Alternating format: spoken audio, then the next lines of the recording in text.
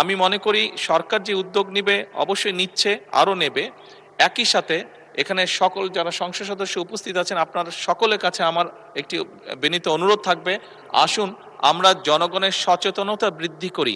সচেতনতা বৃদ্ধি করার মাধ্যমে কিন্তু এই সমস্যাটা অনেকাংশে কমিয়ে আনা সম্ভব হবে।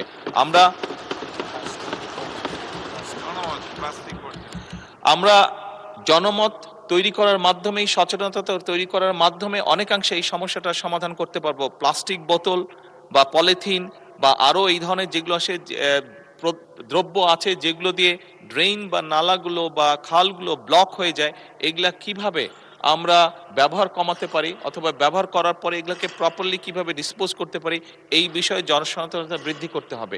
এটি সরকারের পক্ষ থেকে উদ্যোগ নেওয়া হচ্ছে মাননীয় স্পিকার, কিন্তু আমরা সংসদ সদস্য যারা, আমি মনে করি আমাদের একটি নৈতিক দায়িত্ব আছে এই বিষয়ে জনগণকে সচেতন করার।